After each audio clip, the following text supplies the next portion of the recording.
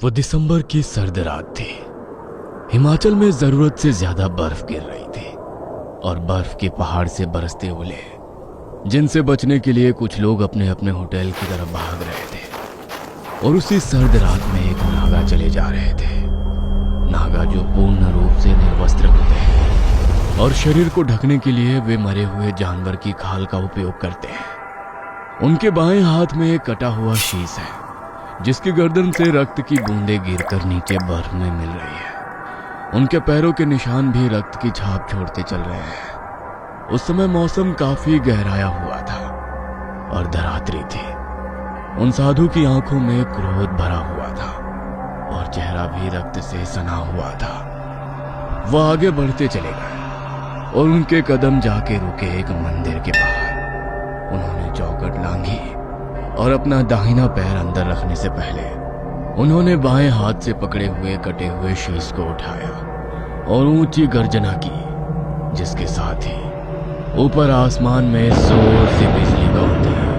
हे मृत्यु के देवता, मैं उस प्रत्येक व्यक्ति की बलि तुझे लाकर देता रहूंगा जो असुरी प्रवृत्ति में लीन होकर ईश्वर की आज्ञा की अवहेलना करेगा तथा उनका अपमान करेगा। उन्हें समय से पहले यम के पास आना होगा। इतना कहते उन्होंने अपने दाएं पैर को अंदर रखा और मंदिर के अंदर प्रवेश कर गए। उनके कदम रखने से ही मंदिर प्रांगण में कंपन शुरू हो गई थी। उन्होंने मुख्य द्वार द्वारा अंदर प्रवेश किया और यमदेव की मूर्ति के समक्ष ही उस कटे हुए शीश को अर्पण कर यम देवता को प्रणाम किया। यम देवता की वो मूर्ति का स्वरूप अति भयानक था। उनका आकार मंदिर की छत से बस थोड़ा ही नीचे था और रंग काला था। शीश पर मुकुट विराजमान था जिस पर दोनों तरफ से सिंह बने थे। उनके दाहिने हाथ में एक बड़ा शस्त्र था और बाएं हाथ में एक यमपाश, जिससे वहां के लोग मानते थे कि इसी यमपाश से वो लोगों के शरीर से उनके प्राण खींच लेते हैं। नागा ने भस्म उठाई और बलि पर छिड़क दी, फिर चिल्लाए, बलि स्वीकार करो देवता। उनकी गर्जना मंदिर के परिसर में किसी भयानक चेतावनी की तरह गूंज उठी। पर मैं ये नहीं जानता था कि उस रात यहाँ जो कुछ भी हो रहा था उसका असर मेरी जिंदगी पर भी पड़ने वाला था।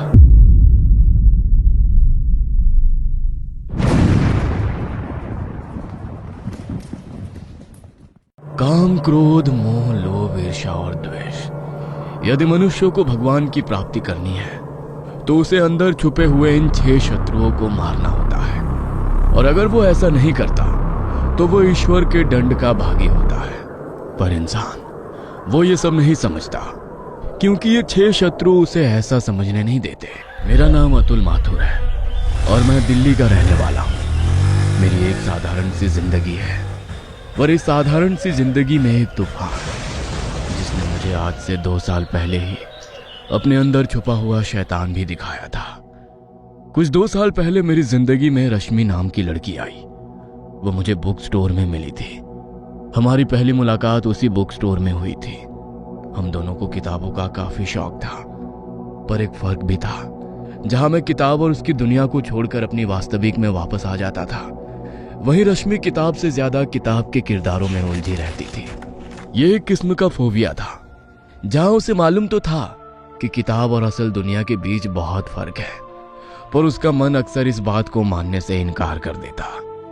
मैंने अक्सर रश्मि को देखा कि जब हम साथ में होते तो वो मेरे साथ तो होती, लेकिन उसका दिमाग एक अलग दुनिया बुन रहा होता। वो लोगों को प्यार से निहारती रहती, उनमें वो जज्बात तलाशती जो उसे किरदारों में मिलते, और फिर वो निराश होकर मेरे सीने से लग जाती और मुझसे कहती, अतुल, क्या सच में किताबी संसार के लोग होते हैं, या यूं ही मुझे निराश करने के लिए कुदरत ने ऐसी साजिश रची होगी? उस दिन रश्मि ने जो बात मुझसे कही, मुझे लगा वो मेरे लिए होगी, जैसा कि हर प्यार में पड़े लड़के को लगता है। लेकिन दूसरे दिन जो हुआ उसने मुझे अंदर से झंझोड़ के रख दिया। उस दिन मेरे अंदर गुमनामी आ गई, मानो एक पल के लिए मेरे अंदर कुछ गरजा हो। जिस जगह आज मैं था वहां रश्मि भी थी, पर किसी और के साथ। आसमान जोर से गरजा और बारिश शुरू हो गई। मैंने उन दोनों को एक पुराने किले के पास पाया था और मैं मैदान में खाली खड़ा उन्हें देखता रहा और अचानक ही वो मेरी नजरों से ओझल हो गए। बिजली की गर्जन के बीच मेरी बढ़ती हुई बेचैनी उसे खोजने निकल चली और मैं भी किले के अंदर तक आ गया। मैंने आवाज लगाई, रश्मि! बदले में मुझे मेरी ही आवाज वापस गूंज में सुनाई पड़ी। मैं आगे चल पड़ा तो रश्मि की सांसों की आवाज, जिन्हें मैं पक्का कर सकता था, सुनाई दी और मैं उस तरफ चल पड़ा।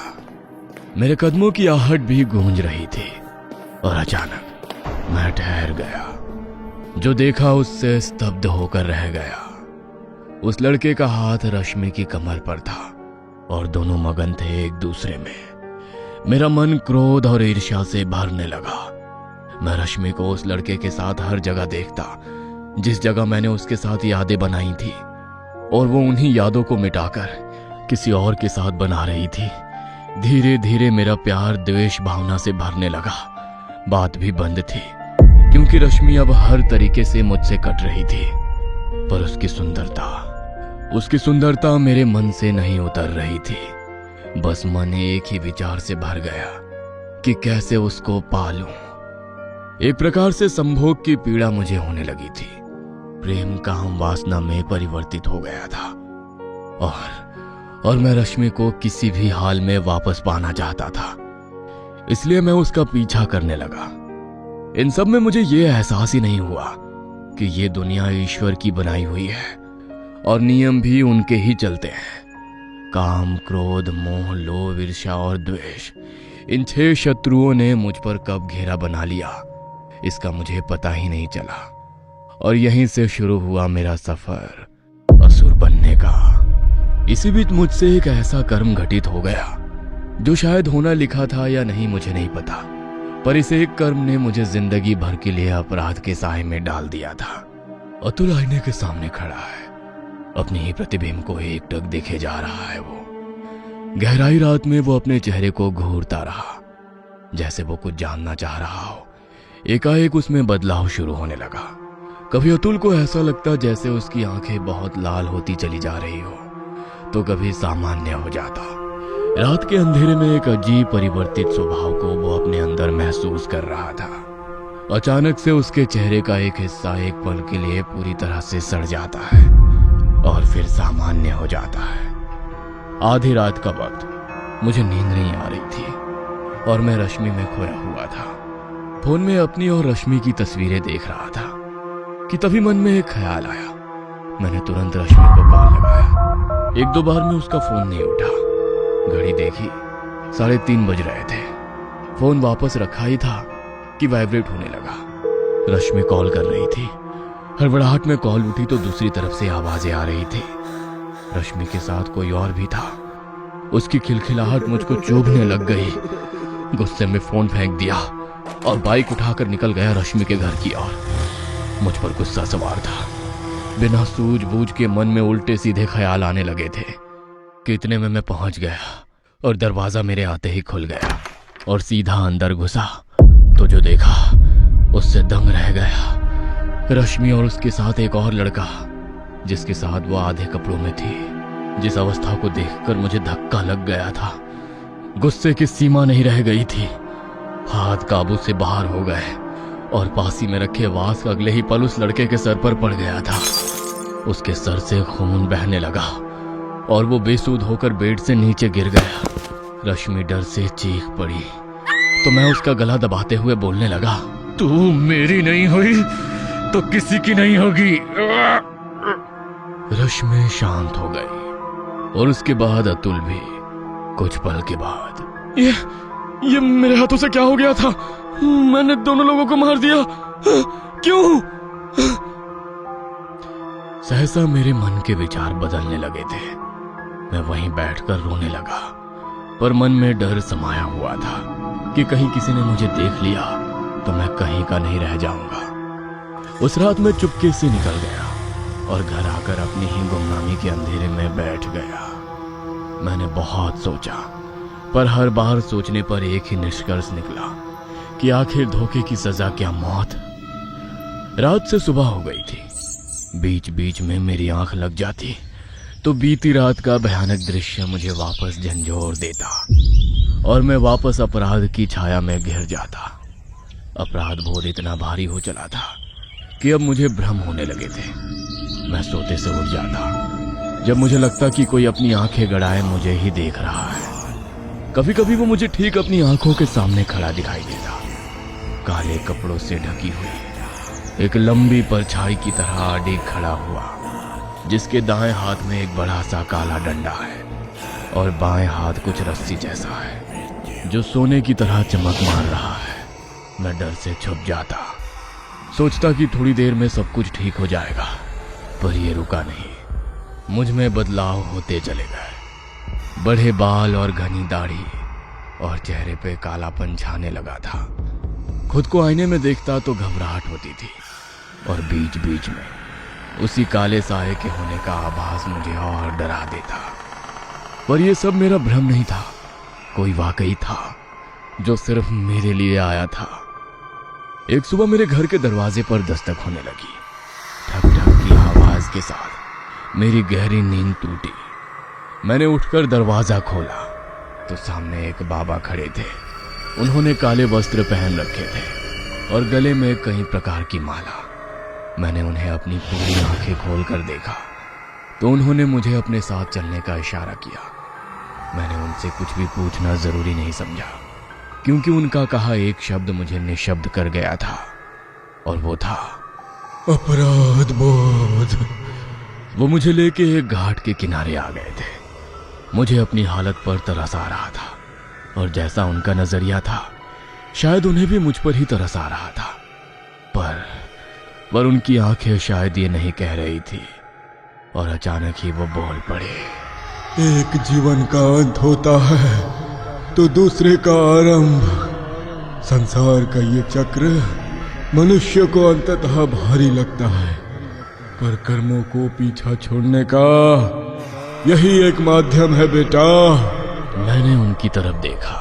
तुमने उन्हें मार दिया, एक चक्र समाप्त हुआ, पर अब बारी तुम्हारी है। उनका लहजा सख्त हो चला। वो जो तुम्हें दिख रहा है ना, वो कुछ साधारण नहीं है। वो यम का भेजा हुआ दूत है जो अब तुम्हें तुम्हारे किए गए कर्मों के लिए दंड देना चाहता है। वो कर्म जो अब इस जन्म के ही नहीं रह गए, तुमने त्याग किया, अब उनकी बारी। मैं उनकी बात सुनकर डर गया। मुझे इन सब की वजह जाननी थी और उनसे निकलने का कोई एक सरल रास्ता, कि तब तक वे बोले कि मुझे खुद यमराज से उसकी माफी मांगनी होगी। माफी यमराज से? पर क्या ये मुमकिन है? मैंने खुद से ये सवाल किया और मेरा मन पढ़कर उनका जवाब, खुद चला जा वरना वो ले जाएंगे प्रताड़ना के साथ। उस शाम से ही मेरी जिंदगी बदल गई, या यूं कहें कि एक कर्म का जीवन समाप्त हुआ और दूसरे कर्म का आरंभ। रात होते होते मैं अपने घर के रास्ते पर था कि अचानक एक काला कुत्ता मेरे सामने आकर मुझ पर भौंकने लगा। मैं डर से पीछे हटा तो किसी से टकराकर थम गया। पीछे मुड़कर देखा तो खुद पर विश्वास नहीं हुआ। मेरे सामने खून से लथपथ रश्मि खड़ी हुई थी। उसने तुरंत मेरे दोनों कंधों पर अपना जोर लाद दिया और डरते सहमते चिल्लाते हुए कहने लगी, अतुल, वो मुझे मार डालेंगे मुझे।